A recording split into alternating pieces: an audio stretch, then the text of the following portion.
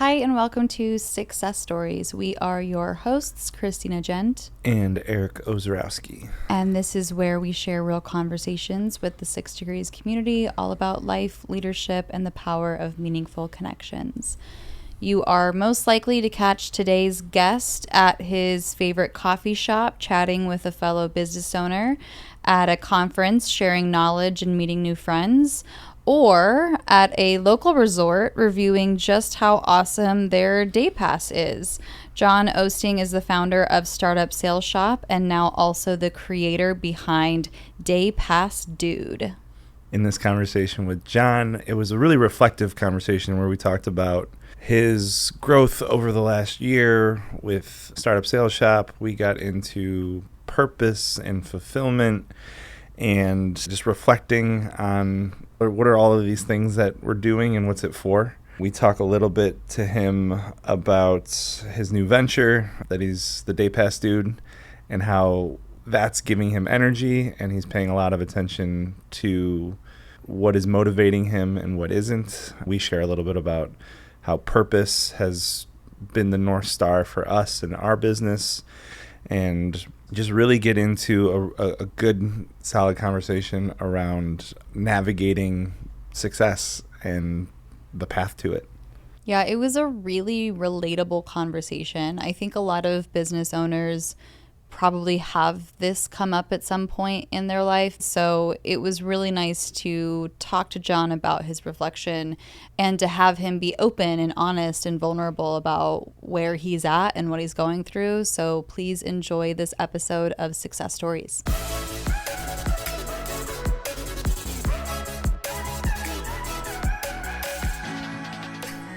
All right, well, round 2. Mm-hmm. It's crazy that it's been a year.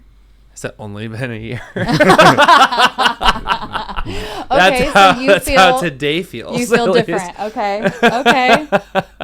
Is that, yeah. Well, it ebbs and flows, you know. Maybe if you'd asked me that or said that like last month, I'd have been like, yeah, time's flying. And then it kind of slows down and then it'll speed up again. Yeah. So it's kind of weird how time works, or at least the perception of time. But what do you think's making it feel just slowed down right now? I'm in a little bit of a funk with the uncertainty of where things are going. Everything's happening so quickly and changing so fast, especially in marketing, sales, and business development. So it's like reminding myself who I am, the why behind why we're doing what we're doing for clients, and just recentering and refocusing.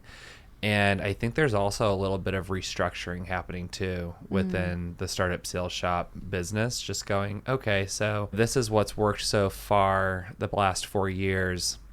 Maybe it's time to get out of the comfort zone again and try some new things, even though we are doing that in terms of adding services like custom newsletters, quiz funnels, still sticking with the LinkedIn lead gen stuff, which has been performing great for clients this year.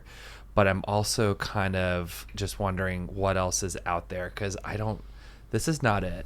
This is not all there is what I'm saying. It's not the end-all be-all. Not the end-all be-all. And I think my curiosity over the last few weeks, at least, has been really heightened. Just going, okay, what else can we do with Claude Cowork, Claude Code? How can we automate more? Is this what people want? You know, I've had some prospect calls and even new clients that have signed on saying, okay, Jon, we understand you automate most of this, but please tell us that AI is not taking the conversation forward for us. And I'm like, no, we haven't gotten that far yet. And they're like, oh, thank goodness. They're like, we don't want it talking for us or booking the call or closing the deal. We want to do that manually still. Yeah. So my mind's going back and forth like, okay, does the client know what they want? Are they right? If they tried it fully automated, would it work well? Would it backfire? I don't know. So, you know, you have all these resources at your fingertips now, and you want to deliver them properly to your community, to your clients, to your prospects. But is it what they want? I don't know. I'm getting like a 50-50 response. So that's interesting. Yeah, it's just, I think I'm also pausing more and just going, Don't rush into a decision. Don't feel like, because you're seeing all these folks on social media doing X, Y, and Z that you're doing it wrong, or that you're falling behind because your clients are telling you that they love you, that you're getting them results that they wouldn't be where they are today without you, that kind of stuff. So it's really just kind of recentering myself. I think it's a time to just kind of step back and be grateful for how far we've come, what we have, what we've gained, and look forward with hopeful eyes to the next 5-6 months, the rest of this year. Okay. Yeah. What are you most grateful for at this moment? That might be a good check-in. A very good check-in. Flat out relationships. I mean, it's what keeps me going every day. I think I've called like 5 people today just to check in on them. It's like a new goal that I have when I write down like 3 things I want to accomplish today outside of the business. I mean, a lot of it's just, check in on a friend. And I was calling one yesterday and I said something reassuring to her, and she got back to me and she goes, I'm so happy you called. I really needed to hear that. It got me out of my funk, and now I know I'm right where I need to be.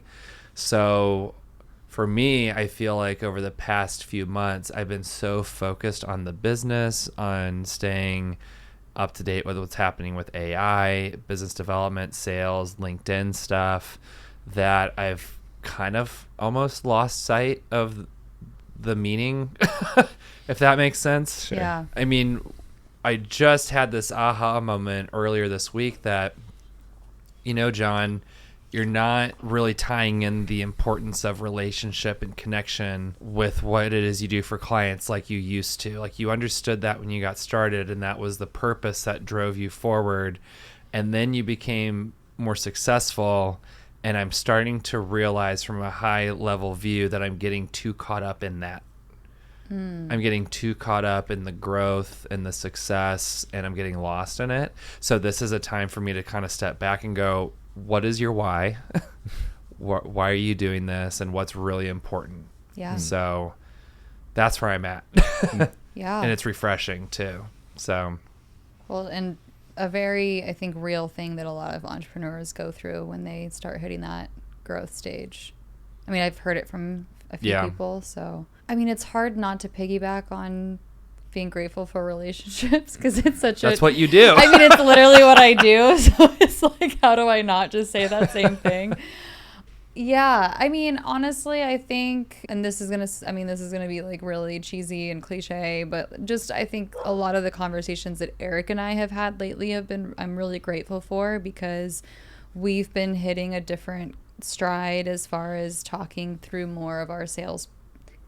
Yes to the sales process, but even just sharpening the conversation itself and working on that. And so that's been really inspiring. It's been motivating for me. I've been, I think, having stronger questions, and it's the learning there is new as far as what we've been focusing on. So I'm grateful for that, because that only shows me what's possible for our growth stage, so that hopefully maybe we're in your shoes in the next 5 months, or we're like, oh shit, we just grew really fast, and what's it for, who's it for, what's it for, and what's my why, and bringing it back down to reality a little bit. So yeah, I think that's something that I think what you shared is so common, like the path to growth, right? Yeah, especially like 0 to 7 figures is kind of losing my peer group. I'm getting so sucked into the business. I'm busy for the sake of being busy, and it's really easy to just kind of lose that. And then there's a little bit of a reset. That's There's right. different milestones where that typically happens. Mm-hmm. Because and it gets a little messy, because you realize you're in the business because it's growing, and then you step back and you're like, well, isn't this what I wanted? The answer is yes, I want growth and success, but not like this. Yeah. Right. Not where I'm waking up every day almost dreading the 7 meetings I have in front of me.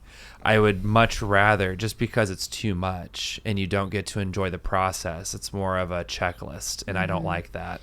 I want to maybe have 1 or 2, possibly 3 spread throughout the day, really take my time, enjoy them, and just be present and not worry so much about the outcome. of the meeting.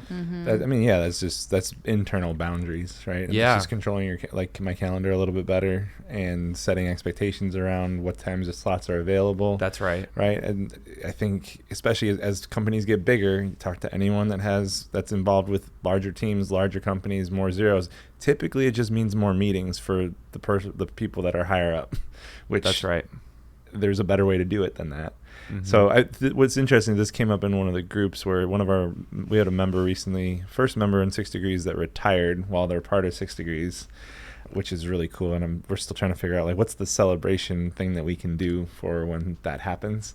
But officially retired, and she actually led she was captain for one of the groups. And so her questions were all around like, well, what's your end of your career plan? Like, how do you see it for a room full of people that are all at different stages? And my answer, and tied to the gratitude piece, is like, I like, to me, that what we're doing is we haven't figured it out completely yet in terms of the monetary piece, but closer and closer to kind of doing the things. But so much of what 6 Degrees is built around is the purpose, the why behind it, right? It's where I want to enrich people's lives.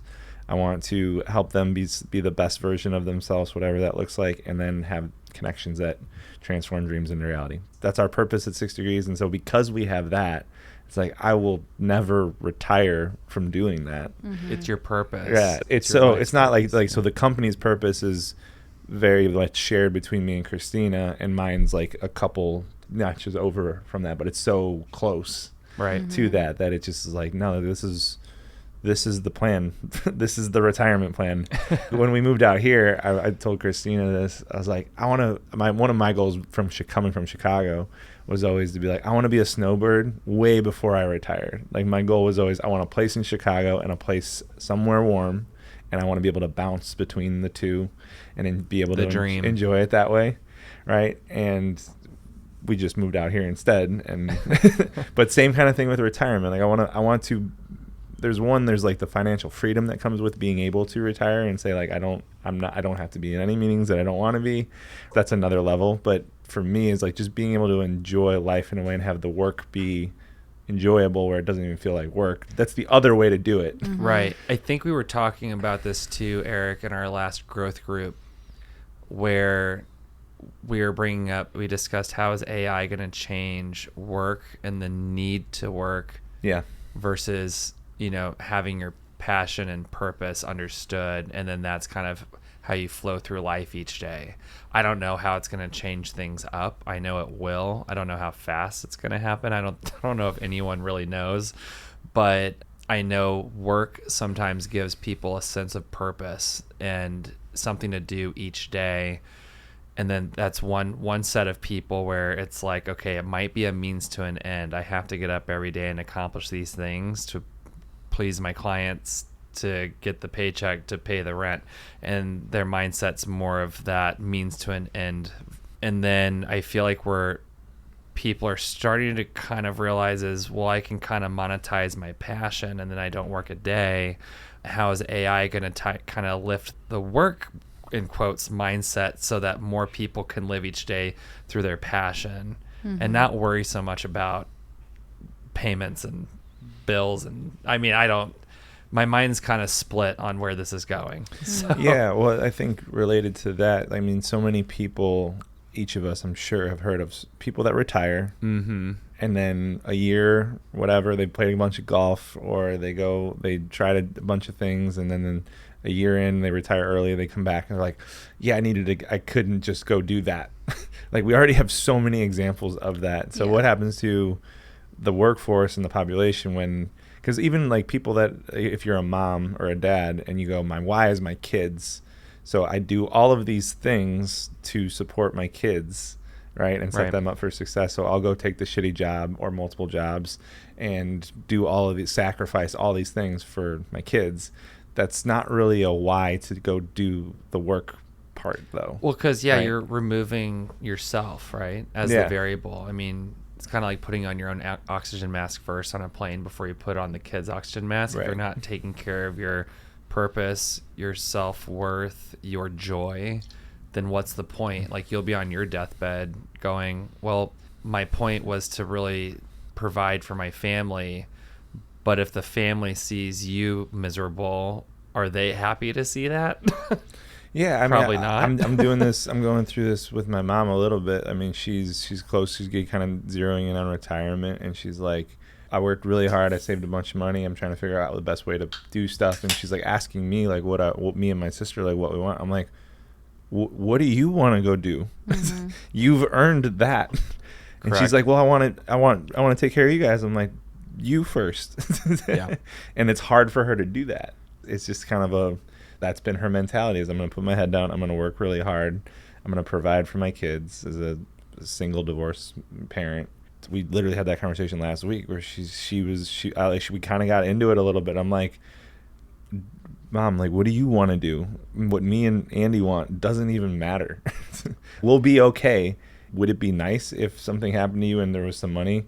Yeah, that'd be nice. But like, I'm not planning on that. I would much rather have you blow it all and have the best 5, 6 years, 7 years. That's what I tell my parents. You know, they're still living within their means. They just retired a couple years ago, both of them, and they're like, we've got a nice stash waiting for you guys when we're gone. And I'm like, you guys need to enjoy it. I'm like, don't worry about us. I'm like, you know, Kyle and I are fine.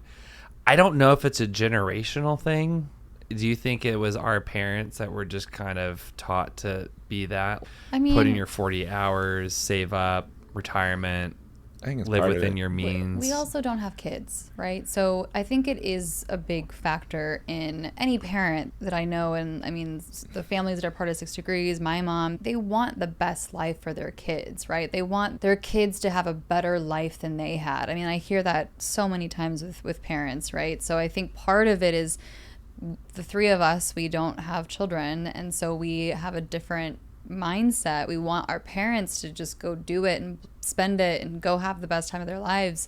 But they are, you know, yes to the why being the kids and still needing our own purpose. And I think a lot of people, it was the same conversation. We said the same thing. We just talked to Corinne on the last recording, and is my purpose tied to my work, or is my work tied to my purpose? Because that's when, Eric, when you were saying that even after we had a quote unquote retirement from 6 Degrees, we're still going to be doing a lot of the same behaviors and things that people see now because we are tying the work to our purpose. We started with purpose and then centered everything else around it.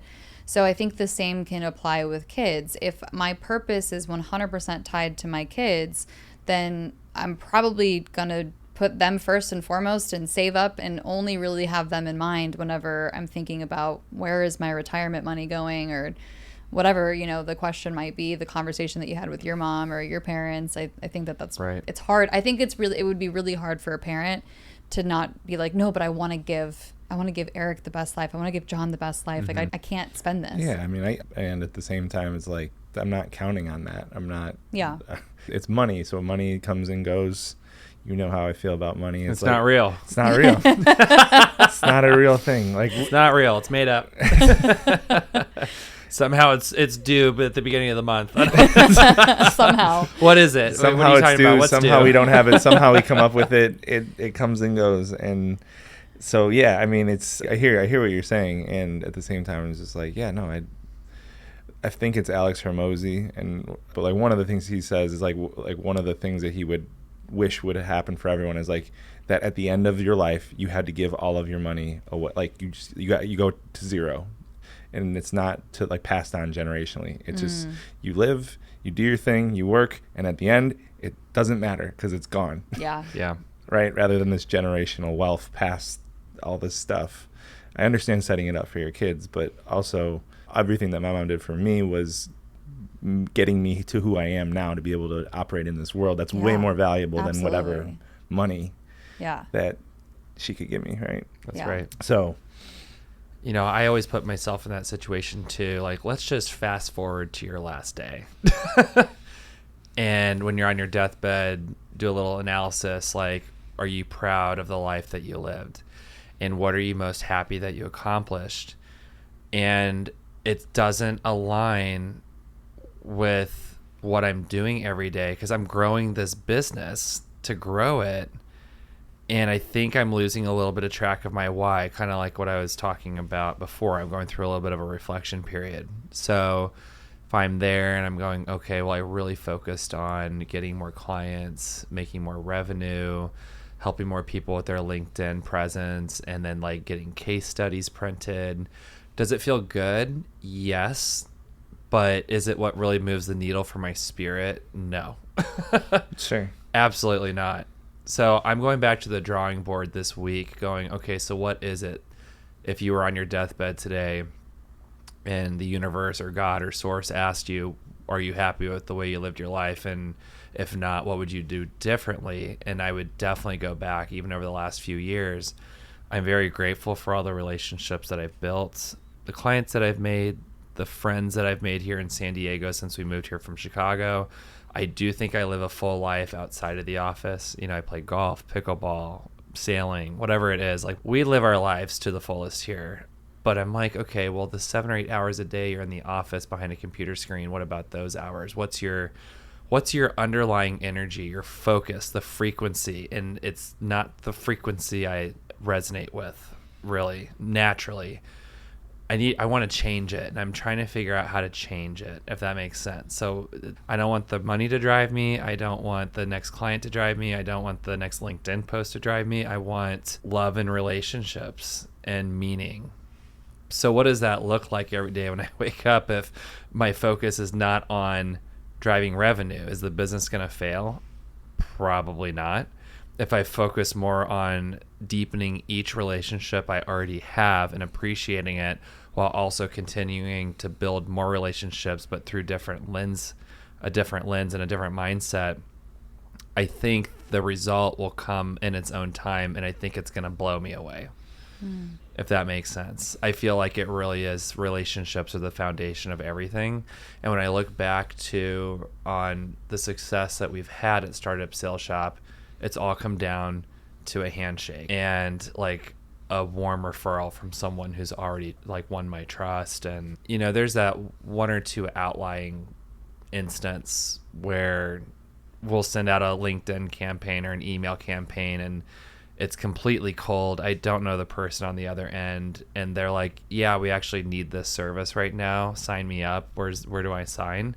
That happens once in a blue moon, but it's not what's driving my business forward. It's not driving my client's business forward. So I'm always asking, what is then? Sure. Right? And I think I still have to work on that. Well, so over the last 4 years, you said 4 years? You've been, yeah. When has Startup Sales Shop been the most exciting?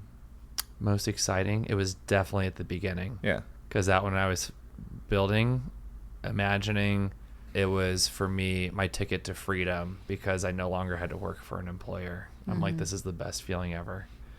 And I get to be creative and do whatever I want with this vision. Yeah, my bet, just from knowing you a little bit, is there's the part of the spark for you is building. Yeah. And being creative. That's so right. How do you take that and maybe not keep changing things in the business that's working, but use that in a different way?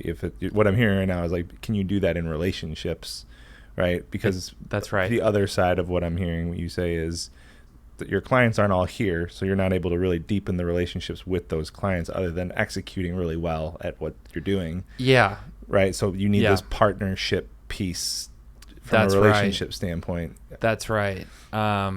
It's one thing to be with someone and win their trust in their business in person, but then, as you were saying, it doesn't make me as happy to help them grow their business from behind a screen. Yeah. I'm like, this is not why I'm here and like what I was built and designed to do. I was designed to be with people almost like 24/7. I'm such like an Energizer bunny, outgoing, personable, social. And I'm thinking like, well, I'm working up at the university club like 6 hours a day, just checking in on people through email. I'm like, I don't think this is what I'm supposed to be doing. Yeah. Mm-hmm. So, you know, and we're growing and it's great. We got like 6 new accounts this year, one for every month of the year so far. And I'm very proud of that. But it also, I go to bed at night going, who cares? Yeah. You know, it's nice. It's nice to see the growth and that you're needed and wanted, but for me, am I really getting up every day looking forward to serving these accounts like from a screen? I would much rather be doing something with them in person. Yeah. Whatever that is. I mean, anytime I've talked to you, like when you go to the conferences and you get to be around your clients and hear the stories. It's what I look forward to most. It's probably your favorite part. My favorite part. Right? Even sitting here with you two right now has been the highlight of my day, because before this it was, I had a workout at my community gym, and that really got the day started off on the right foot, because I got to work out with a friend for 60 minutes and see other people at the gym. Gave one of them a hug because they were having a bad day. And then I'm like, okay, let's go home and do work for 3 hours before the podcast recording. It's just a bunch of, I mean, it's so when you walked up and said something about my post today about working from the bar, and I loved it. I think that's part of like what you're describing. That's part of why I like being out in a public space, whether that is a bar or there's a couple different coffee shops that I've really landed on that I think gave me that type of energy.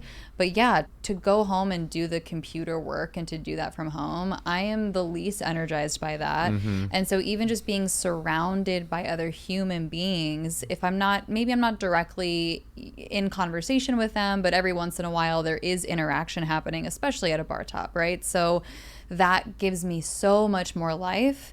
And it makes the computer screen feel way different. 100% agree with you. And I saw that post. I commented too. Next time you go to a bar, let me know. I'll join you, because I'm the same way. More recently too, I've been going to random coffee shops around the city, even though we've got a business center in our apartment. I've got a really nice social club membership with a good view. But there's something about, especially this time of year, just being out and about in a more casual setting.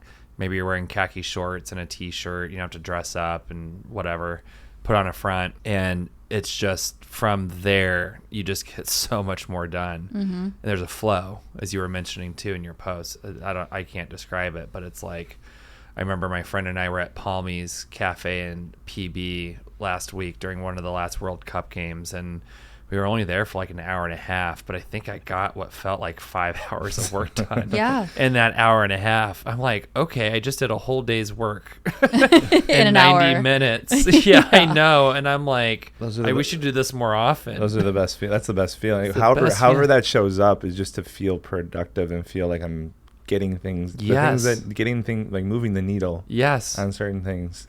So for you and your messages on LinkedIn, for me, that's like catching up with my CRM. It's like going through all of I've got different buckets of, okay, I need to follow up with my referral partners, my nonprofit prospects, my for-profit prospects, and all these little categories I have. And sometimes I'll go weeks without touching it because I just avoid it. Yeah. I'm like, this is the worst part, but I know I'm doing myself a disservice. And then when I go to a place like the cafe or a bar and do it, I'm like, oh, I just booked like 5 meetings. Yes, exactly. That's like, that's exactly what happens. And I'm like, what? Like, why did I just let this sit here for so long? I know. But it, for whatever reason, and I agree with you on the CRM piece too. Yeah. It's been such a battle of just updating things in a way that makes sense, and Just it just sits there, and I'm like, this is the worst part, and I don't know how to change it. And then the moment I get into that flow state sitting at that bar, and I don't even have to, I mean, the crazy thing is when I go and do that, I drink way less than if I'm just like there for like social reasons. Like it kind of just sits there, especially if it's a glass of red wine, like it'll sit there for 2.5, 3 hours. Like, but I'm getting so much done. It's the energy in that space. I'm very much like you, the people person, being surrounded by human beings. Is what gives me life. That's right. There's something about how when you get your head out of your own work and your own lane and see that there's so much more to life than what it is that you're just doing every day, and your goal and your drive, it just mixes it up for you. I don't know how to describe it. And I'm not saying you as in you, but just like general population. I don't know, because That's how it affects me. Is I'm like, oh, this person over here obviously has a catering business or a bakery because they're bringing in the muffins to the cafe here, and I get to taste it, whatever. So I'm like, all these people are doing what they're passionate about, and it gets my juices flowing of reminding myself what I'm passionate about and why I'm doing this, and it just all kind of comes together. Yeah. Well, at this point, do you feel like you have enough systems and infrastructure in place to have someone do the day-to-day of Startup Sales Shop, of some of this, or do you still feel like that's a good question. I love my teammates, Claire and Chloe, out in the Philippines. They've been working with me on growth for the past year, and if you had asked me 2.5, 3 years ago about delegating any work to any individual that wasn't me, I would have said, you're nuts. I said, there's no way I'm delegating anything. I'm doing 100% of everything. Clients buy my product and service because they trust me, and I want my signature of approval on everything. And it was actually at Corinne's Evolution Room. I think it was almost the same day I met you guys. It was Sam Warren at Rank Pay Digital that told me, Jon, if you want to grow, you're going to have to hire. You can't, even if it's, a part-time, an intern, a virtual assistant. And that thought just was so daunting. Oh my gosh, giving someone else access to my client's profile, or my LinkedIn profile, and now I can't imagine life without it. Yeah. Mm-hmm. So it is nice, having them to help onboard a new client, come up with the campaign copy, write the LinkedIn post, make sure everything's running smoothly, so that when I do hop on the phone with a client to check in on stuff, everything's where it needs to be.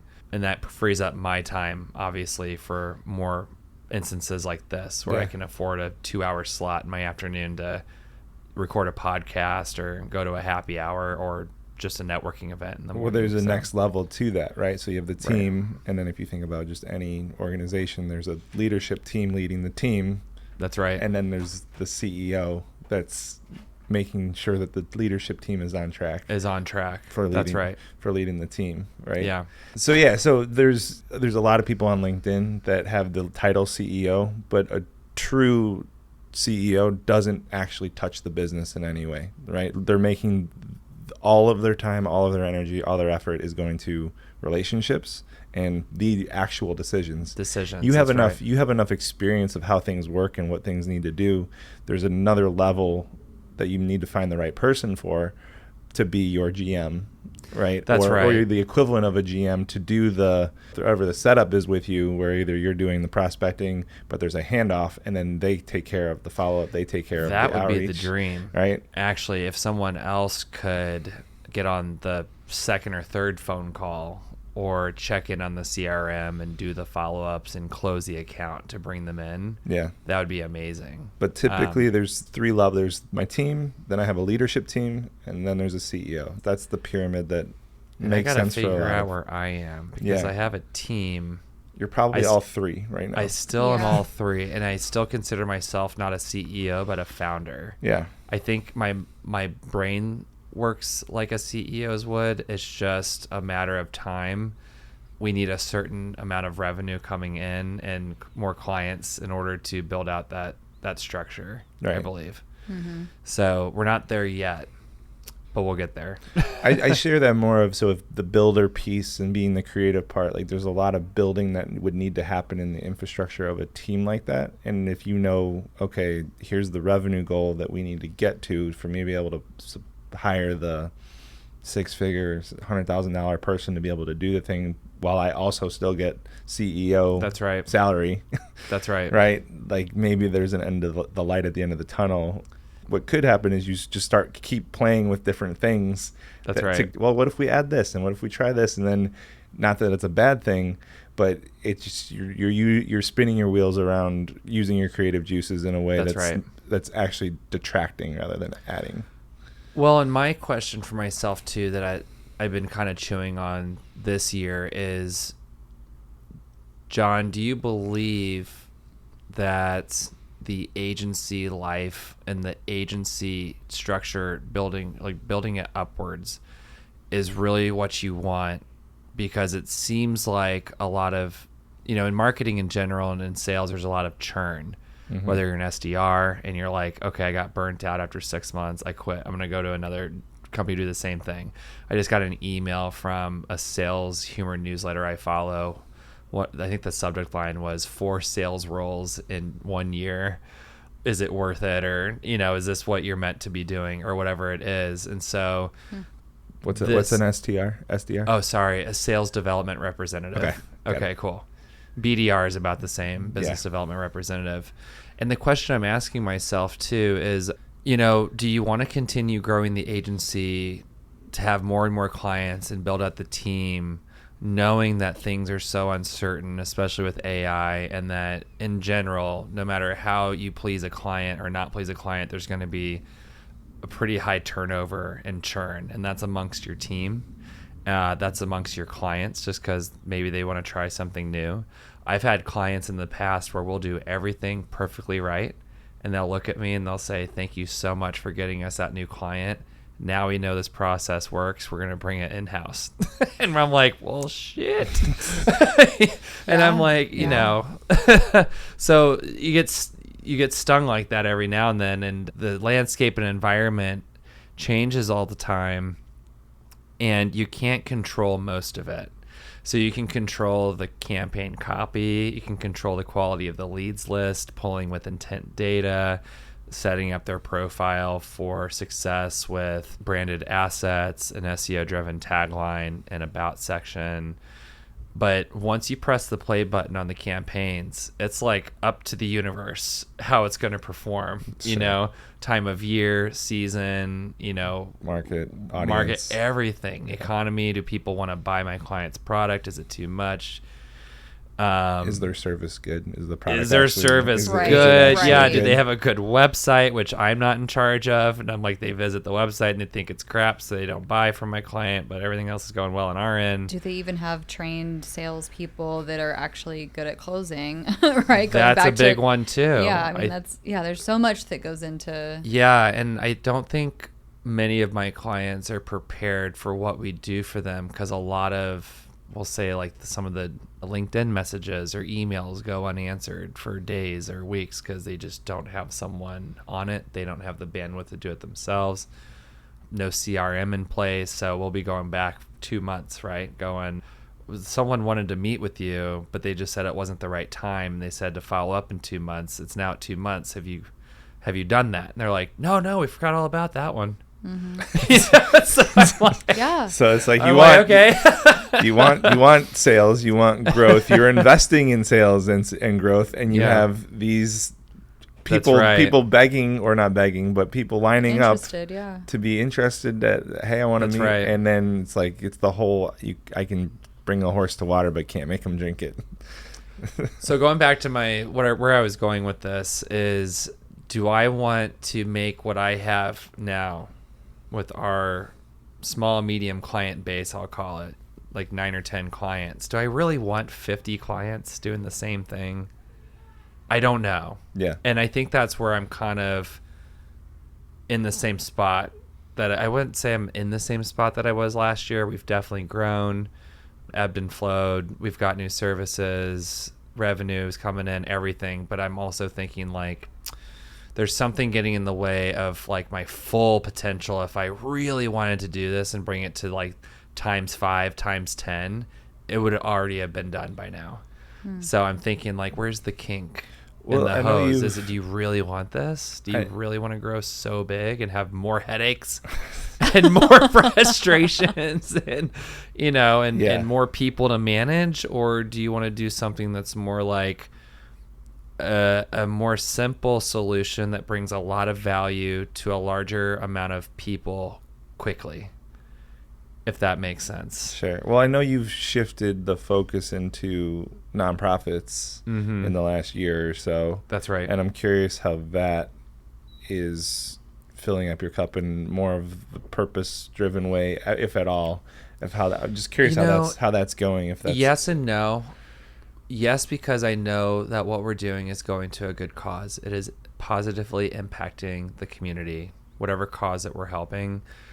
No, in that I'm still behind a computer screen. Yeah. I am not out there in the field seeing what positive change is being done from our contributions. I'm not meeting the kids with autism or Down syndrome or planting trees for San Diego parks. I'm doing what I'm doing, and which is great. It's having positive change, but part of me is like, okay, I'll get the occasional invitation to attend the gala or the fundraising event or the golf tournament or a free sponsorship for Startup Sales Shop as thank you for what we're doing.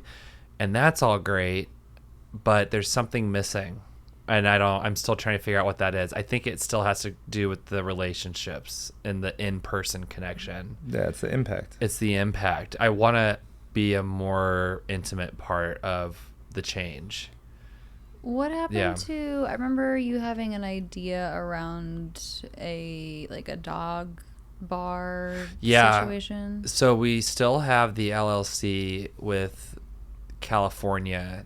So for those of you listening, to get you up to speed, Connor and I visited a dog park with a bar and co-working space in Atlanta a few years ago with some friends. And we're like, oh my goodness, we need to bring this to San Diego. It would do so well, especially with the warm weather year round and the sunny skies. It's just with the economy right now and the cost of land, even like a half acre in our area of choice is like $7 million. And that's just the land. You haven't even started building. You haven't started investing in marketing and employees and anything, inventory. So I'm thinking, oh my goodness, you would have to go the investor route.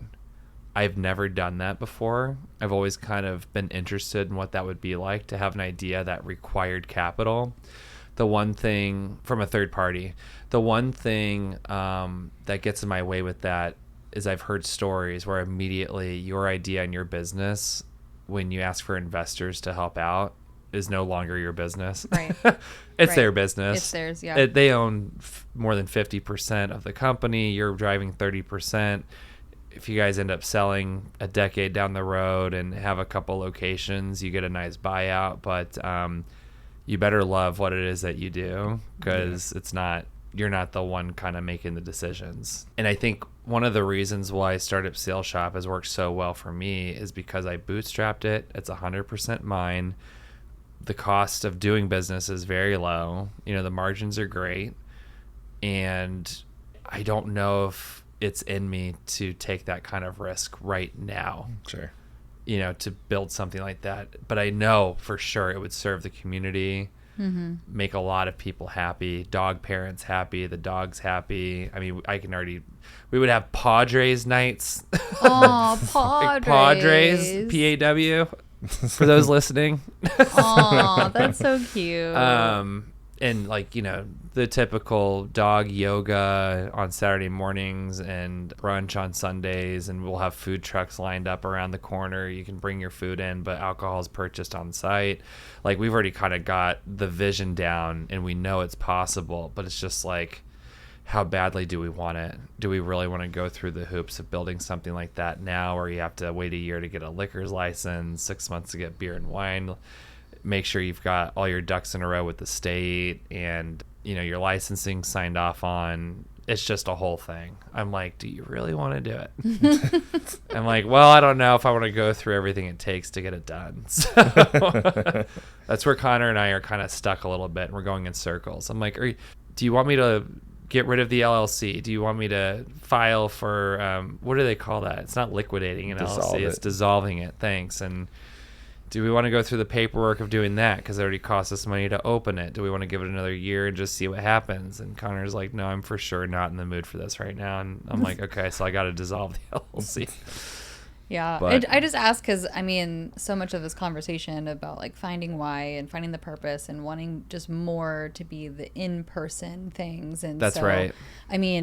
To have any kind of bar, restaurant, anything like that, all kinds of things that have to go into it, overhead that you are not dealing with at all right now. That's right. And so there is that, and at the same time, that entire business is going to be in person. That entire business is going to be human to human interaction. That's what I would love about it. I know there's a balance, because if I were doing that at the beginning for the first 6 months to 12 months every day, opening up and closing. Yeah. You'd be living there. Yeah. It would be exhausting. And we know someone here in San Diego that opened up it wasn't really they do have alcohol. It's more of like a dog spa / daycare / indoor playground with a bar. Okay. Beer and stuff, but they also do grooming and events like I was talking about, the yoga and stuff. And she's maybe a year in, and she's like, somebody take this off my plate. Yeah. I'm like, really? Okay. The thing she goes, I love what I do and the vision and how far it's come, but I'm kind of over it. The nuance of it's already worn off for her. All the people in the community know what it is. They've been there, done that. So I also got to ask myself, it's going to be a hit when it first opens. Grand opening, bring your dogs. But then maybe 6 months down the road, it's like, meh. I don't know. Well, the thing about it is, so if people have dogs and not kids, that's almost worse. How like protective they are in the way that they kind of spoil their dogs. That's so right. Just if you have any sort of amenities, any sort of things where that like you're dealing with the people, not the dogs. That's right. As fun as it sounds to have dogs running around. And you run the risk of like lawsuits, like, your dog bit my dog on your property, and I'm going, you didn't protect them, or bit me. I've been bit by a dog. Or a human goes to town on you too. Yeah, and you got to have your insurance. And what if you're kind of breaking even and you can't afford a lawsuit? And it's just, Do you guys know what a dinkwad is? No. Do you know what a dink is? Double income, no kids. Okay, yeah. Or another way to say it is dual income, no kids, but with a dog. With a dog. Oh, with a dog is the wad. Okay. And that was going to be the name of my first Tinkwad. cocktail on the menu of Let Loose Dog Park and Bar. We already have the branding and everything. I'm like, the Dinkwad. Let The loose. dinkwad. I was going to name the business Dinkwads, but Connor's like, I don't think so. I'm like, how fun would that be? Because that would be mostly, I feel like our audience would be dual income, no kids with a dog. They've got nothing else to do. But I know families with their dogs would come too and stuff. So, but Dinkwads would be such a great name for a bar, like Dinkwads. Dinkwads. That's a great name. I think it's so much fun. Yeah. That's hilarious. You guys might have to cut this out of the recording. Someone's gonna steal it. I saw this. Savvy 6 member is gonna steal it. Well, there's other is like where my brain goes like, is there a way to partner with someone that already has a dog facility or already has a bar, and can you like collaborate rather than starting from zero, buying land, building everything? That would be probably potentially an easier path. Yeah, right. It might be finding the right partner on some of this stuff. I know you go to Super Bloom a lot, and I don't know exactly what their setup and whatever. If one person owns and operates all the things, but they have that little trailer that's like that is the bar. Yeah, and so so there's an Airstream bar there. Imagine just having a little Airstream bar and being partnering with the dog park, or vice versa. Create a dog park somewhere like a brewery that has the land that's next to it, and whichever part of it. Not a bad idea to get started, and then once the concept kind of proves itself, people are loving this, and we could expand into our own thing. But it's a good idea. Might be an easier path than the undertaking of the way that your vision. Like, I love the vision and the way you're doing it, but maybe totally me to go 0 to 1 billion miles per hour in one move. It's like, no, I want to be here. I want it to be fully set up and just scaled, and like we're going for it. We have the same thing with we want to get we want to have a space, and we have ideas around. That's the first time I'm hearing this. That's cool. Christina's been slowly manifesting it probably for the last 2 years of just slowly the last 2 years. Okay, so what would you do with the space? Events? Yeah, well, because that is such a big part of what we're doing is events, and then this business. I mean, okay, so Ed Quinlan, do you know Ed? Sounds familiar. He's a member. He just talked about there was a group that he was part of and supporting a while back in San Diego, and so before the pandemic, they had a space for that group. Okay. And he said, and then a few of the people who are members of that organization said that it was such a great hub. They had so many people coming in and out and really utilizing it, and it was just such a really great way to bring people together. Which is similar to University Club for you, right? Like right. the it's my little separation from home and just running into people at the coffee machine and how have you been, and sometimes people even approach you and tap you on the shoulder. Hey, I'm heading out, but I wanted to say hi. And it's just nice to make those acquaintances every now and then. Yeah. Instead of sitting alone at home in your kitchen counter. Right. Yeah.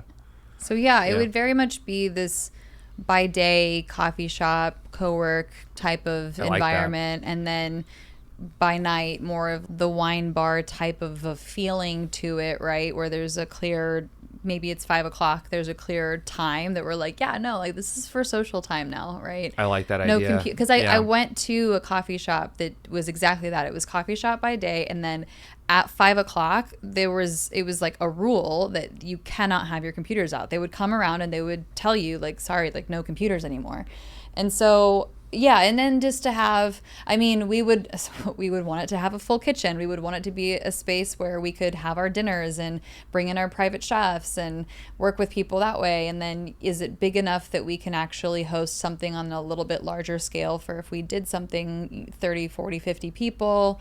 I'd want to build out a little studio for us to do the podcast and completely design. Don't get me wrong, I fucking love Mic Drop and I love being in this purple room, and I also would love, maybe we actually do introduce video and we have a little bit more production to it. And so it's this kind of big idea and concept that has a lot of different moving parts. We've talked about, can we have a partnership with a coffee brand that's local, and can they be the coffee shop in this space, and just have it make sense for the things that we already do with 6 Degrees, like the people who are part of it. These are the things that are just part of our, basically just to have a hub and then have a space. One of the biggest things when we used to do happy hours, like we move things around, we think through all of these things to have more of our own blank slate and do it, like, and even space for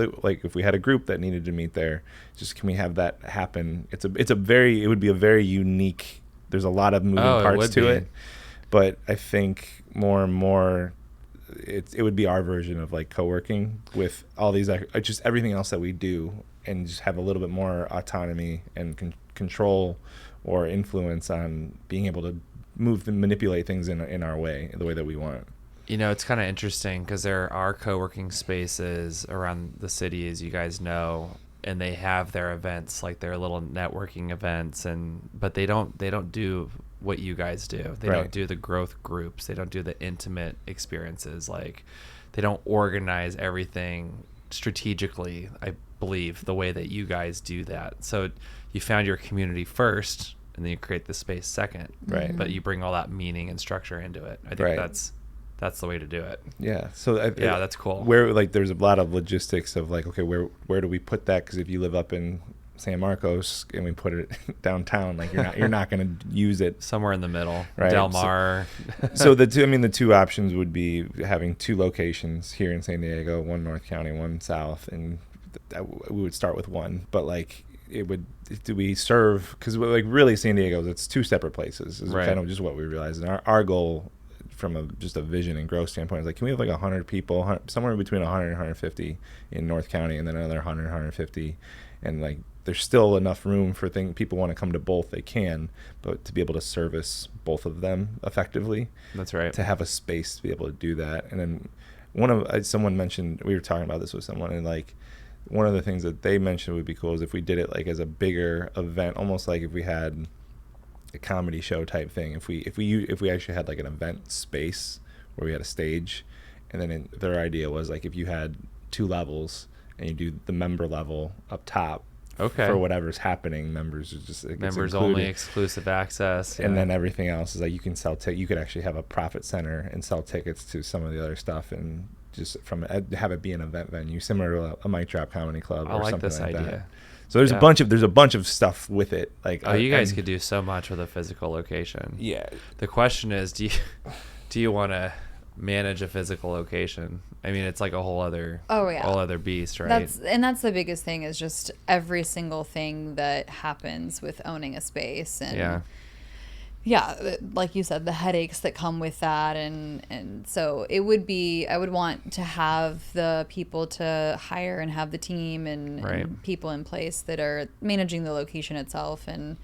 But yeah, I think it would be so fun. And knowing us, I mean, it's funny because there's been a couple of times that we've seen a random building for sale that is just a really weird, unique, who even built this in the first place and why does it look like that? Kind of like a warehouse, or just random. And I'm like, that's what I would want. I'm not trying to have a space like in this corporate building that has all these different offices and what. I was like, no, this needs to be a weird ass, like, there's actually a vacant old Red Lobster building that's down by where we live. It's kind of cool. And it's like, yeah, because it has this signature look to it, and I was like, there's so many things we could do with that to turn it into our little warehouse vibe, like airport hangar would be like, just that's there's definitely some, your guys' style. There's some stuff there, and then so we'd have to find that, and like again, it's a big idea at this point. It's really one of those things where it's just this timing, this manifestation, I feel like is going to happen, and it's going to be the building, the dream building thing, whatever it is going to pop up, and it's going to be like, oh, the time is now, right? It's just the time is now. I think it's going to be something like that versus this whole like planning and strategic. I mean, it's how 6 Degrees happened.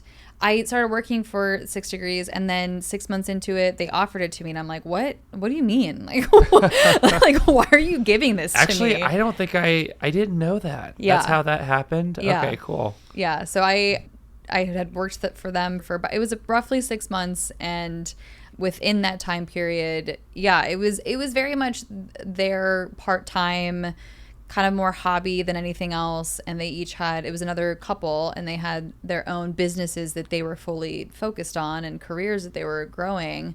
So they were definitely wanting to hand it off. And I can see that was from the very beginning of even hiring me. I think that was the ultimate goal. But yeah, that's something that it was just right timing, and it happened. It happened 2 and 4. I guess it depends on how you look at the way that the world operates. And I think it's going to be the same thing about a physical location. Did you have a desire within those first 6 months that I would love to run a business like this? Not even close. And it just presented itself to you, and you had an aha moment or something like, wait, I didn't think about it, but this is actually a really great opportunity. I think it was crazy that Eric and I had talked about owning business in different ways, and we had different ideas, and anything from a little food truck to... Yeah, we talked about PB and jams.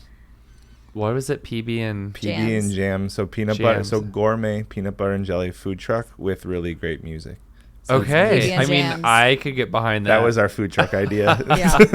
Is it like a ice cream truck where you're blasting it from the exterior, or is it like, okay? Yeah, I actually totally. It's just like we're jamming.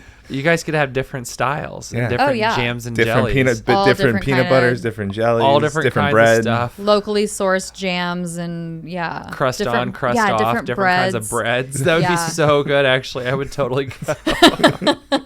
Do you want banana on this one? Do you want Nutella on this one? I like that idea. I recently saw someone post that they made like a hot dog bun with peanut butter and jelly and a banana in it. And I was like, yeah, look at that. That's another version of it. Oh my God, guys, fun. you might have an idea here. Let's go buy a food truck and get to work. That we went pretty far down. Like, to me, like, that would just be like a fun way to go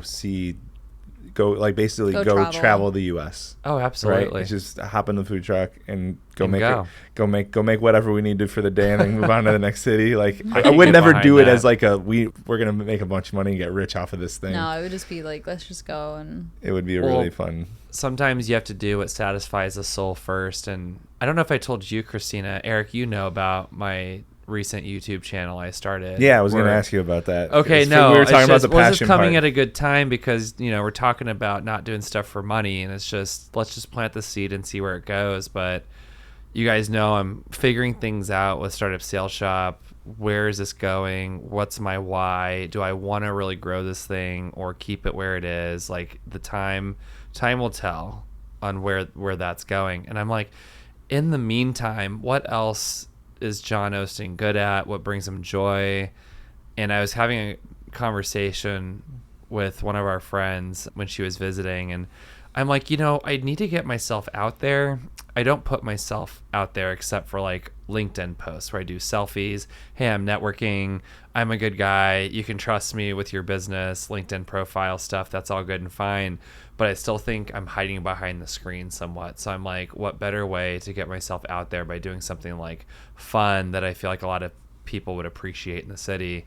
And it's visiting resorts and their pool passes. Yeah. So I opened the channel called The Day Pass Dude, and we're about 3 or 4 episodes on YouTube. 4th one's coming out this Sunday. But I've been putting a lot of reels and shorts out on YouTube Shorts, Instagram, and TikTok. And Instagram has just been really blowing up. This time last week, we had maybe 700 followers for the first 3 weeks. And then I put something out on Friday, my birthday, and it got like 3,000 followers added to the account within 2 days. Wow. And people were commenting positive stuff like, wait, we love this content. It's a very niche thing that you found. Keep it up. There's plenty of people reviewing hotels, food places, happy hours, whatever. But people are like, oh, we've never thought about reviewing day passes. Like, we've got plenty of them here in San Diego. So I'm a pioneer in this niche. I'm enjoying it. And every time I take a break from work and helping clients and networking to edit one of my videos on CapCut, it brings me so much joy. Nice. Kind of like how you were talking about doing this podcast really brings you guys joy. Yeah. I'm like, I need to find something that gives me that spark again, that brings me joy and excitement. And when I'm editing, I'm looking back at all the video footage of how much fun I was having for those 3 or 4 hours at reliving the it. resort, Yeah. just reliving Yeah. it, going, look how happy I am. The sun's shining.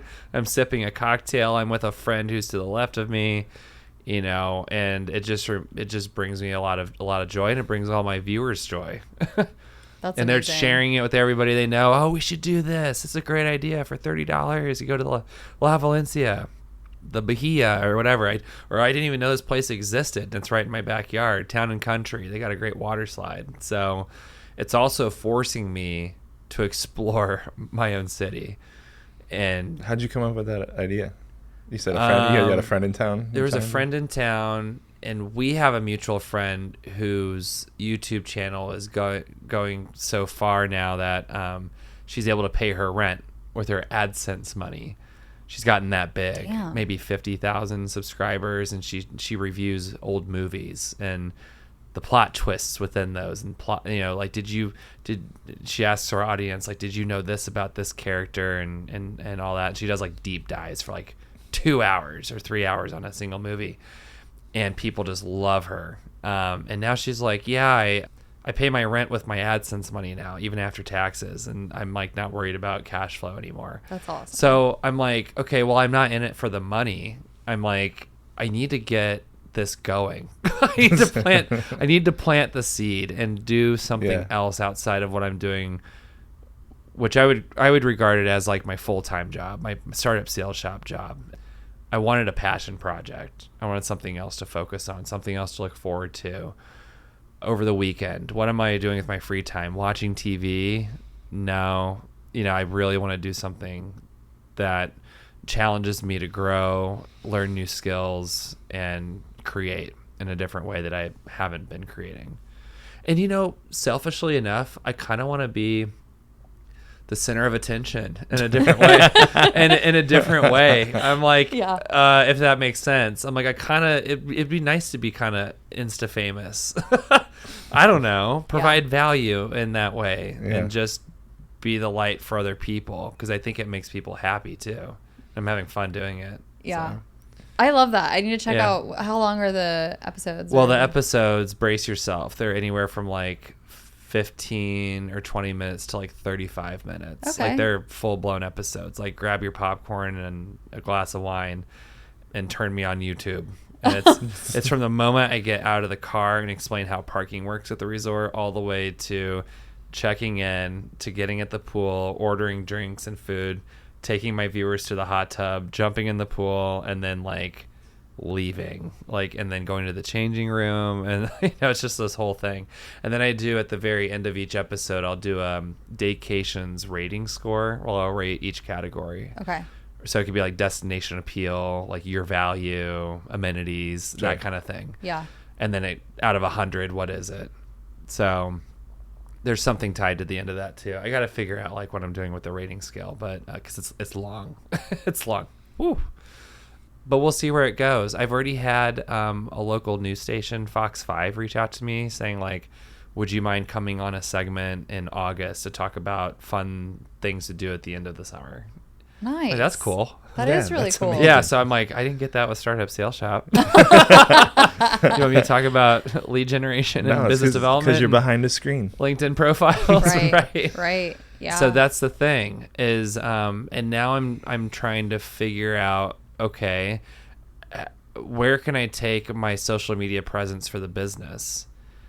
But am I going to be as enthused talking about LinkedIn updates as I am about pool passes? I don't know. I got to figure The this. answer is no. No. I mean, and will people watching, will it stop the scroll if I even start with a good hook?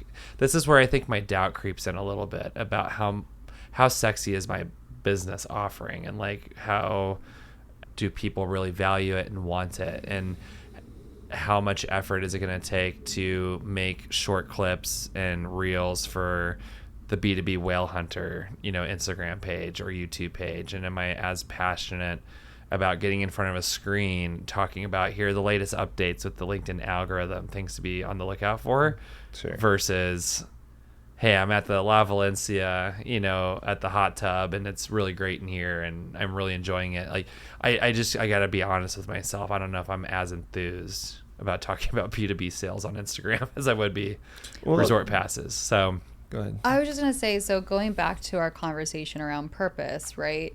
And because I'm sitting here and I'm like, wow, it's interesting how fun and excited you are for now, like what you're doing with these resorts. Whereas I'm in a bit of an opposite place where I'm really, really excited. In these last several months have turned on more of my LinkedIn presence and have been just sharing more things, either things that I think about or things that we do in our business that are really helpful, like things that I actually feel like can support the entrepreneur. I've noticed that too. You're Yeah. doing a great job. Like Thank you. seating placements at these dinners that we have. And Yeah. here I'm going to the bar to do my DMs because I just hate it otherwise. Like it's, yeah. Yeah. And I feel like whereas the creative side and like this like fun side that you're getting to play with and lean into, I never really resonated for me to be that type of voice. But now I'm finding it more with this that's related to our business. And I think it ties back to what we were saying about purpose, where our work is tied into our purpose. We started with purpose, and because of that, I'm actually really excited to talk about the thing. Whereas it sounds like with Startup Sales Shop, maybe it didn't start necessarily with purpose, or it's just not necessarily the why piece is what is the current conversation is with you internally. And because of that, it's like, yeah, would I be excited to talk about this? Would I have the same enthusiasm? Right. I don't know, right? So Yeah, it's still a big question mark for me. yeah. My business coach is challenging me. She goes, John, you've seen the success that even in 4 weeks, like what this Day Pass Dude account has become across all channels, like the comments, the invitation on the news station, the shares, people actually. It was funny story. One of our friends at this dinner party a couple weeks ago said, I can't wait to tell you this, but she's a nurse, so she was at the hospital talking to one of her nurse friends, and she's like, what are you doing this weekend? He goes, well, I just came across this new account. This guy reviews day passes, and I'm going to go do one this weekend. And she goes, get the fuck out. Is his name Jon Osting? And he goes, yeah, I think it is. I don't really talk about me, you know, I'll maybe mention my name once or twice on an audio clip, but That's it's not amazing. tied to me by any means. And I'm just kind of ambiguous. Just I'm the day pass dude. You know, I'm not Jon Osting, the day pass dude. So she goes, I had to share that with you because I just want you to know that it's getting around and people are noticing and it's having a positive impact on the community. And I'm like, this is really interesting because I'm doing all of this and it only took 4 weeks. And then I've been building Startup Sales Shop for 4 years. And I've never gotten, aside from deep connection with a client, Jon, what you're doing is great. Thank you. A more broad public feedback, like on a larger mass scale that quick. So I'm thinking like, am I limiting myself by not sharing more of what I'm doing with my business with the general public? And what's keeping me? What is it? Is it just I'm just not interested in sharing it? I think it's boring. I think it's B2B sales. It's fine. But it's like, who wants to talk about B2B sales? So maybe I'm downplaying it too much. I need to find something else like what you're doing where it's like, well, let's talk about other things that might resonate more generally with the larger group and be more interesting and find that little thing to talk about. Yeah, so much of what what we've talked about, of her leaning into, is just like the behind the scenes things of what we're doing, right? Kind of sharing some of the magic sauce of what makes what we do feel different, right? Like that's what we like, leaning into that more. Obviously, like for you, like there's some of that you can do, but the theme that has come up for me in this conversation with you is the local part, the feeling the impact, right? It's so if you have 9, 10 clients and one of them goes, hey Jon, this worked really great for us, like that's nice. But like you there's something about you needing to feel that you're making, even the nonprofits that you're working with, you talked about, like I want to go get my hands dirty and feel like I'm making an impact. That's right. So there's something happening with, as great as it is, and you, like I've heard consultants say this all the time, like do I want to just keep making billion-dollar companies richer? Right? Not that that's happening necessarily for you, but like there's something that's not connecting, or you're not feeling the impact that you're having, because what you're doing is amazing for your clients, but it's not, the extrinsic value of that isn't being felt. That's exactly right. In the same way, that would be my guess at like what's missing on that side. Yeah. And then this is this is just fun, and I threw it up, and I did it's a quarter of the time, not even, it's a blip compared to 4 weeks versus 4 years. And all of a sudden I'm like, and people love it. And people love it. And they're just like, he's in it because he's having fun, and look how much fun he's having. And I'm like, where's that spark in what I do every day for my clients? You know, I love what I do. I'm good at it. I've been in business development for 10 years, all this stuff. So but I'm also just kind of like, it's almost losing its luster a little bit. Just like, I got to switch it up, maybe growing the company from the start. Yeah. But I think a lot of that excitement came with the idea of, oh my God, I'm going to have my own clients. I'm going to have my own revenue, my own QuickBooks account. My own taxes to pay. Let's talk about the other side of it. But, and there are challenges that come with growing a business too, but I don't know if I could ever go back to working for an organization. I've expanded so much. It'd be like putting me back in a little bottle. You won't. Going, oh, yeah, no, like putting Genie way. back in the Genie lamp, going, hey, Jon, you want to come back work for us for X amount in golden handcuffs? I'm like, I don't think I can do it. The interesting thing for you will be, where does this daycare dude thing go, and how do you feel about it in like a year? Yeah. Right? Do you have a similar daycare? Oh, he meant day pass. Did I say daycare? You said daycare. I knew what he meant. I was like, yeah, but let's correct that for the audience. Daycare. He's not taking care of kids. Daddy daycare dude. I keep saying daycare. Day pass. Daddy dude. Day pass dude. Yeah. When we were talking about dogs, doggy daycare is kind of what popped into my head a little bit. You're just like, I'm like merging a bunch of stuff, but it would be interesting. And does a similar pattern show up for you a year from now with that, or is this shiny new and there's a bunch of cool stuff, or is this actually fueling it? And I'm really glad you mentioned that, because my business coach was challenging me on that same thing. She goes, Jon, it seems like whenever something becomes a little bit more challenging, you like want to start something else and run with it, and like almost run away with run away from what you've already started, because it's becoming more challenging and it's becoming bigger. Mm-hmm. And I'm also kind of reflecting on that too. I'm like, well, if growing this business requires more hiring and more money spent and all this stuff, and that just sounds daunting and it's a risk again, and like, am I running away from what Startup Sales Shop could potentially become in its next chapter and slowing the progress down of that subconsciously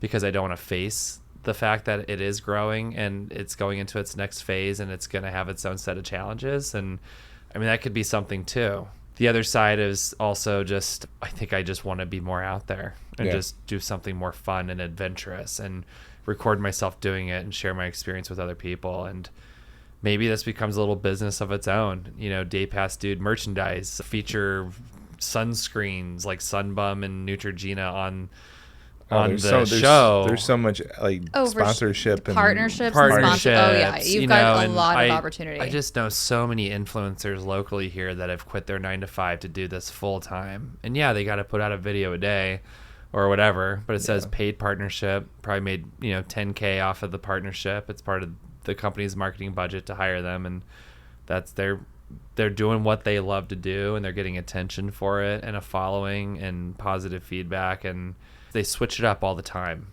So, and I'm thinking this is kind of cool because you get to switch it up all the time. Different resort, different product endorsement, different, whatever. So, city. How many day passes are there in San Diego? Oh gosh, I don't want to give out a wrong number, but on the Resort Pass app, I think there's at least just within San Diego proper, 50. Okay. 75, something like that. But that doesn't stop there. Then you go to Orange County, LA, Palm Springs, Vegas. Vegas is so easy to get to. Vegas is opening its doors to day passes now because I think they're kind of getting hit, economically. Vegas is losing so much money. So you imagine going to Caesar's Palace or the Fontainebleau or whatever they call that, for $40 instead of buying a whole room or something. Is Jacumba on your list? Okay, so you're the third person to have brought this up this week. So I think I'm going to make it this week's visit. Okay, can I come with you? You want to go with me? Yeah. Shit. You want to? Yeah, I mean, it depends on when, because I want to make sure. I was honestly thinking either carving out some time tomorrow afternoon to go. I know it's an hour drive, close to the border out east, but also thinking Saturday or Sunday. Yeah, I wouldn't be able to. I don't even know if I could this weekend specifically. Yeah. But and so don't hold up on that. But no, I highly, highly, highly recommend that place. Is amazing. You've been? Yeah. We didn't do a day pass. We basically just went to scope out the property. Okay. And so we ended up staying and had a couple drinks at their bar, and then we did end up getting dinner there as well. The food was phenomenal. The drinks were amazing. The the vibe of it all, the look of it. It was awesome. So the first person that mentioned this to me was on Sunday. We went to a brunch during San Diego Pride. It was a drag brunch, and she came with us, and I was talking to her about my channel. She goes, "You have to check out Jacumba Hot Springs." I'm like, "Okay." Said it. We were waiting in line to get into this place. She goes, "You have to check this out." So I wrote it down on my notepad, and then I was just like, "What is this place called again?" I did a teaser on my Instagram today, okay, we're just getting started, guys. We've been to 5 locations, more are coming. Guess where we're off to next? And someone commented Jacumba Hot Springs. It's the first comment. Nice.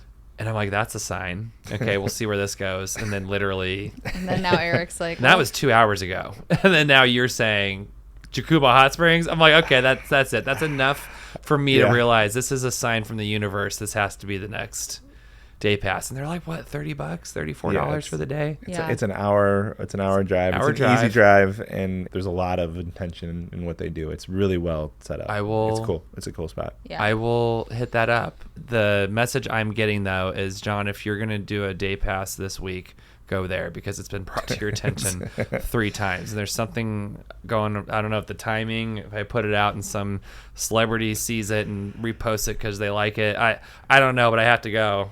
So let me know if you can go tomorrow, because I'll probably... I definitely can't tomorrow. But I would be interested, though, because it is a hot springs and, it is hot out. So I'm just wondering if it is, the best time of year to experience. But I mean, they have like a regular pool too. They do have a regular pool. Okay. I'm pretty sure that the regular pool isn't like heated at all. But I'll go check it out.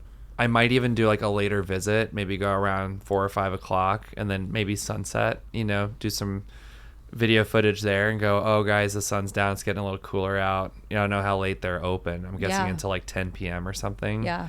Do more of a night swim kind of thing. You're gonna love it. It's so good. It's okay. And we didn't even swim, and it was great. I can't wait. Yeah. Okay. One of the things that we've played around with is doing some sort of buyout and doing like a retreat type thing. There, it's just a matter of getting everybody over there. That was one of the places that we were looking at. Okay. It was, we've kind of gone back and forth on that idea. Basically, everything that we do with 6 Degrees, the dinners, some of the leadership stuff, and can we do that all in one weekend and bring everyone together in a different way? That was an idea that we've had, and we looked into that a couple of years ago. I don't know if they got back to us or it didn't work out for whatever reason. Just the investment right now doesn't necessarily make complete sense for that location. So okay. Yeah, it's just a matter of, hey guys, it's an hour drive. Yeah. You almost have to rent like a retired school bus or something to get everybody, all the 6 Degrees members on it. Just get a party bus. Sorry, 6 Connections. You guys don't go by 6 Degrees anymore, right? I still say 6 Degrees. It's still 6 degrees. It's 6 degrees. 6 Degrees Connections? Yeah. Or 6 Connections? 6 Degrees Connections. Yeah, okay. 6 Degrees that's usually what I'm calling it, is 6 Degrees. And then if I'm meeting someone for the first time, I'll probably say 6 Degrees Connections, just... All of the above work. What we moved away from was just the networking part of it. But so 6 Degrees, 6 Degrees Connections, those are all interchangeable. It all works. Yeah. Right on. Yeah. Well, here we are again. It went by really fast. Yeah. What time is it? I'm curious. Oh wow. That was very fast. Holy smokes, you guys! I thought it was like maybe 3:15. Yeah. No. 3:47, and we started at. About like 2:30? Yeah, 2:30. 2:20, yeah. 90 minutes in. All right, well, what's the biggest takeaway from this conversation? Or what I like is if there is like an action step that we have, because then there's something that we're motivated to do from it. But even if it's just something from this that was motivating or... For me, it's really taking some time and not forcing an answer. Just reflecting back on why is it that I started my company?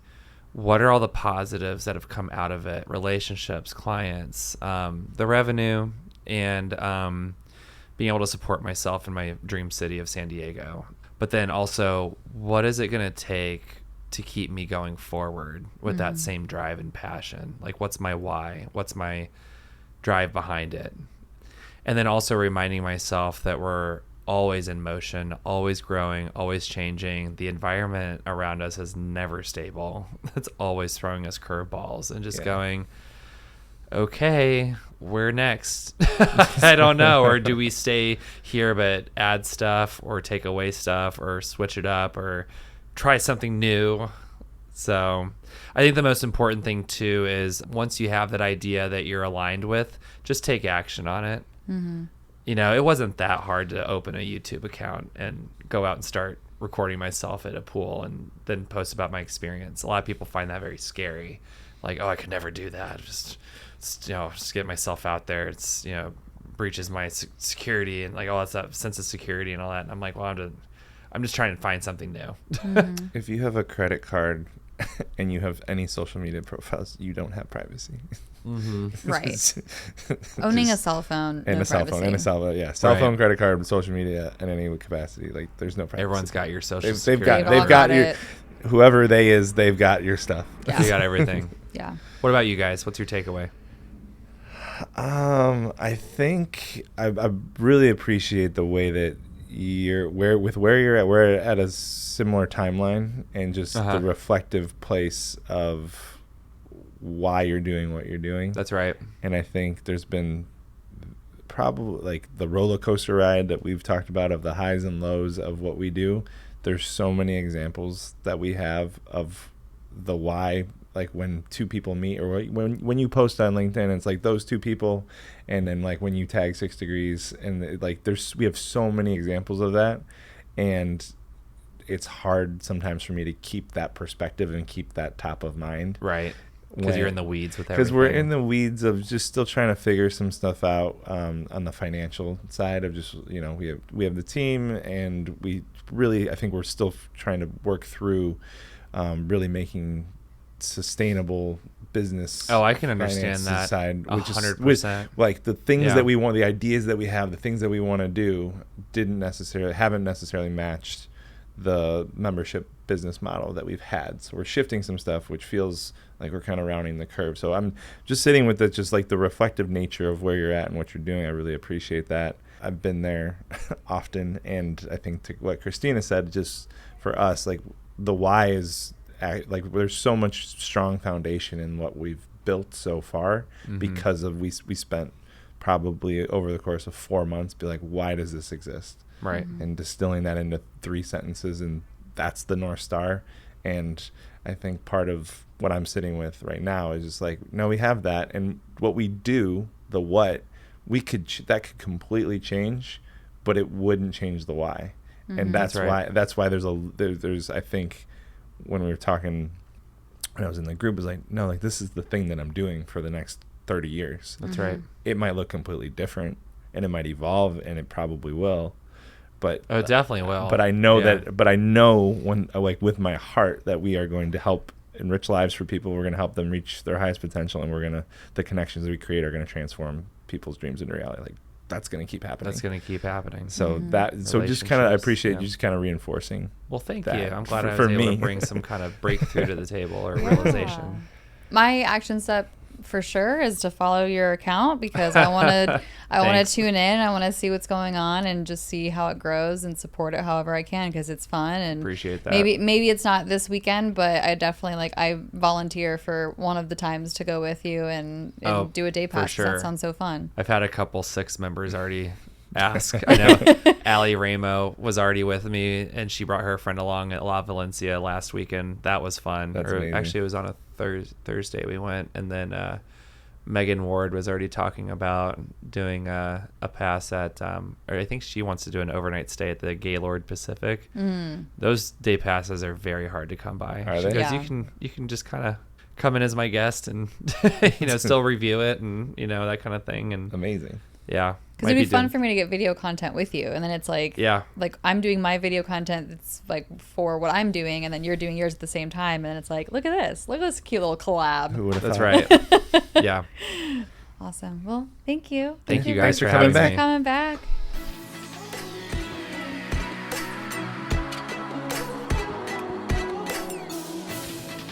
There was a part of this episode with Jon where I forget exactly how you framed it, but a version of he's like 5 or 6 months ahead of us in what he's experiencing, similar with Corinne, but like them being at a similar place or a relatable place, but maybe not as maybe we're not there yet. So does that? Yeah, I don't know what your question is, I guess. What did you mean? What did you mean by? What did I mean by Jon's 5 months ahead of 5 us? or 6 months ahead, that we will be in a similar reflective place or something different? Questioning. I think more on the reflection. If I think about, so on the way over here, we were just reflecting on, right now we have more verbal yeses of, yes, I'm joining 6 Degrees than we've ever had before. I think we've continued to get sharper with the sales conversations. So all of these things that we're doing right now, it seems to me that we're getting really close to that hockey stick. Like we just turn that corner and it's like, whoa. And so, yeah, I guess maybe I imagine towards the end of this year having a reflective conversation on, okay, so we have this momentum. What do we want to do with it? Not what do we want to do with it as far as the values and purpose and what are we doing here, but you and I have talked about a couple of different things that excite us, that give us energy. On the episode with Jon, we talked a little bit about, we've thought about a space. Was that during the episode or was that after? Yeah, okay. We talked about a space, and we talked a little bit about doing some sort of weekend retreat. That's been a conversation a thought at this point. It's more of a thought that we've had. Yeah, and then since we took over. And then expanding to another city has Mm-hmm. been a thought. So I think maybe I can't recall exactly with your question what I was thinking in that moment to whatever Jon was saying. I'd have to listen to that specific part.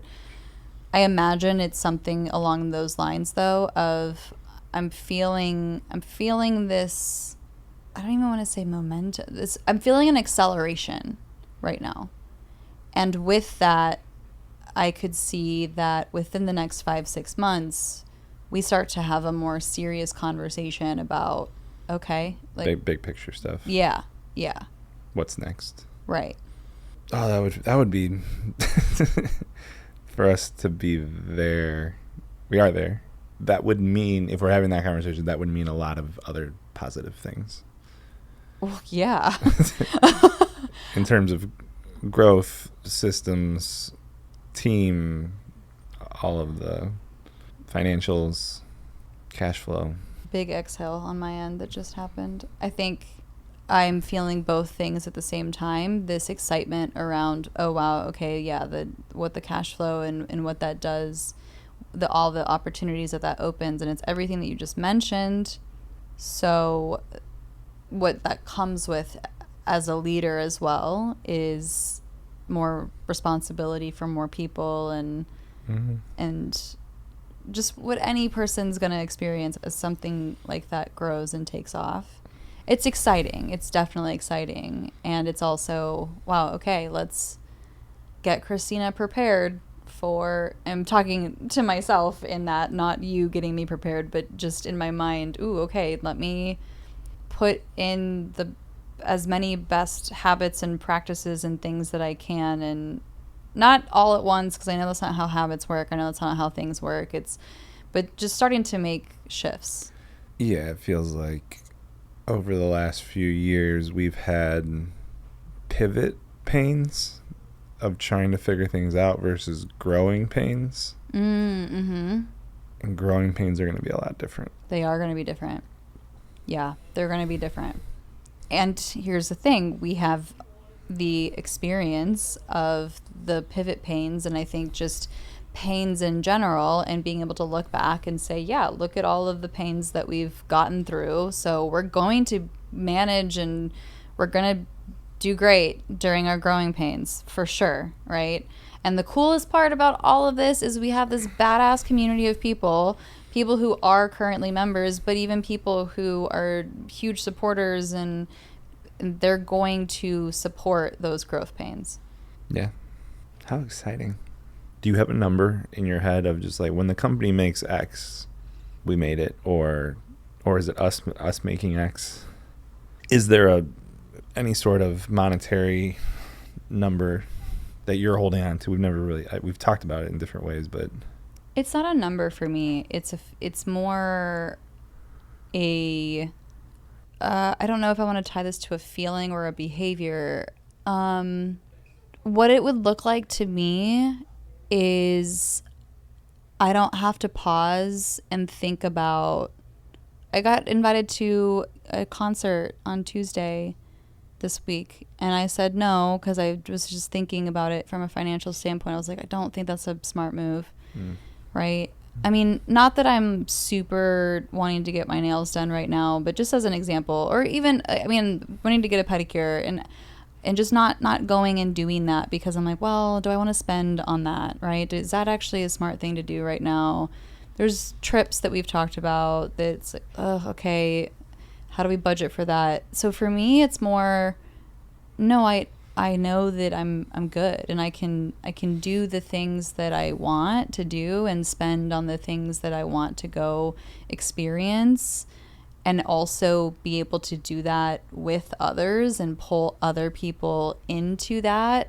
I want to be able to buy 6 concert tickets, 6 tickets to mic drop, whatever, and just say, yeah, no, like come hang out. I want to spend time with you, and I just want to be able to do that. So dollar amount, I have no idea. I don't actually know what that looks like and what that means and whatever. I don't know that there's ever going to be a number that I see in my bank account that goes, oh, I'm good. I've made it and I'm solid. It's more about what lifestyle am I living, and without a ton of hesitation in the small things. Yeah, I mean, for me, it just the credit card debt. Just, yeah, I mean, the last few years have been really, really hard and really tight in a lot of different ways. And I think number-wise, more of just the debt piece and getting out of the debt part is where the most relief will come, because there's a lot of stress and weight to that for me. And I do think I have an arbitrary, the business making $1 million proves that, to me, like, that's a successful business. Okay, so once it reaches $1 million, then it's like, okay, this is a real business. Grossing, yeah. We've talked about, and you've actually pushed back on, like, I've said things like, we do a really amazing thing. We're really good at what we do. I don't know that it's an actual successful, sustainable business yet, because we're scraping by and have not really paying ourselves a wage that would make sense, right? Yeah, and I would agree with you. I think I got defensive when you said it initially. This has been a while since you've said that this isn't a business, and this is the thing I'm the most proud of in my entire life. So I heard it in a certain way, and from a business mindset and business perspective, yeah, it's not an operating. I mean, we're getting by and we're doing the thing and we're going to keep doing it, and that's fine. But I agree with you. I think that, and I don't know if I agree with your dollar amount. I know that I do agree that, yeah, we're not at that point yet where I can say that this is okay. Yeah, this is a business. Same thing of, I have this CEO title on LinkedIn. It's like, well, yeah, but I'm not a CEO, right? It's the same kind of idea. We talked about that just a little bit in the episode with Jon, where to me, a CEO does not touch the business. Right. They are interacting with a leadership team that is running the other parts of the business through teams and through people, through systems. Mm-hmm. CEO is making the most important decisions, and then managing or supporting and holding the leadership team accountable. Yeah. Right. Like that's a CEO. Yeah. So, yeah, and just so $1 million, kind of arbitrary, but it's definitely somewhere around the 750 to $1 million mark, I think that's a business. If it was one of us, like, that's the other part. Like, if it was just one of us doing this, and then it's a little bit different, but for it to be both of our primary income. Right. It's significant.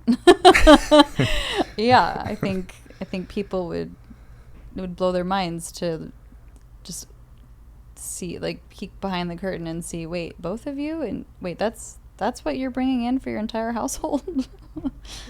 Yeah. I mean, you mentioned the other day the level of, what did you say, bleeding, pain tolerance? Yeah. I mean, okay, so I shared with you, this was basically something, and for the listener, however you feel about Elon Musk, I'm not a fan of the guy. It was just something that came across my feed. He was asked something about what makes somebody, like, successful, make it and successful, and he basically said their pain tolerance. It's how long can they bleed out, because that's the person who's going to make it the longest, is the person who can just endure and keep enduring that pain and keep bleeding. And when I read it, it did resonate with me. I feel like I do have a really high pain tolerance. I feel like I'm somebody that when I put my mind to something, I'm not going to fucking quit until I bleed all the way out and I'm dead. Or, I mean, it's just the way that I have operated. And I didn't even really realize that, but reading that made me reflect on it and go, oh yeah, I have a high pain tolerance and I'm going to keep going. Yeah, it's interesting to phrase it as pain, because I would say I have a really high pain tolerance for physical pain, maybe not as high emotionally, is the difference for me. Similar to that, I think it was Seth Rogen Seth Rogen had a similar thing where he said the common denominator for actors is the only common denominator, because he's seen people have pure luck and early on luck, and people that have been doing it for 50 years. And his example was Ian McGregor, or not McKellar. Ian McKellar, about, did you know who he was until Magneto? And Right. the only common denominator is like all of them never quit. Right. Right. It's the same. And we've talked about that. I mean, so much of it is, can we have chips on the table? And as long as we have chips on the table, even if it's a super short stack, we get to play again. Mm-hmm. We get another hand. And then it's learning and trying to learn fast enough to not run out of the chips, Mm-hmm. or bleed out, or endure all the pain, or go bankrupt, or Mm-hmm. right? Yeah. That's all it is. Yeah, and I mean, enduring the pain doesn't even mean that there isn't elation and joy and all of the good feelings from the success and the really just incredible moments that we've gotten to experience. So it just means that when it's been painful, I can get through that, and I know that I can, especially looking back at these last 5 years and going, well, if I can get through that, I mean, shit, I feel like I can fucking power through whatever the fuck comes my way. From that perspective, it should, and I'm aware of the should, I would hope, lose the should, I would hope, and my optimism would be that it makes a lot of other hard things not feel as hard. Yeah. Like if that's the takeaway on the other side of, and probably already feel that Mm-hmm. enough. So maybe that we already have that piece. And there's obviously like life and loss and all this stuff. There's going to be other hard moments, but like, Oh, for sure. in terms of things that I'm choosing and signing up for and Right. actively participating in, and Right. Yes. I don't know. I actually don't know that there will ever be anything harder than these last 5 years. I think you said it earlier. It's going to be a different kind of pain, right? We were experiencing some pivot pains as well as some others, and then there's going to be a growing pain. It's going to feel different. There's going to be a difference in the pain, and we have proof that we can get through the pain. Well, we have proof, and we've talked about this other part where if I feel like some of my strengths, my experience, and my perspective, or what I'm really good at, is going to help us more later than now. Okay. The growing pain part, to me, that's an interesting problem to solve. This is a frustrating problem. Ah, sure. There's weight and frustration, and that makes me and my superpower, it doesn't help. Got it. That makes sense. When we're growing and it's exciting and it's inspiring, and it's still going to be things could be frustrating. If you take the weights off of me, I think, and not the whole be do have thing, I think that there's going to be it's going to feel lighter, and I'm going to be able to be more me in a healthier way.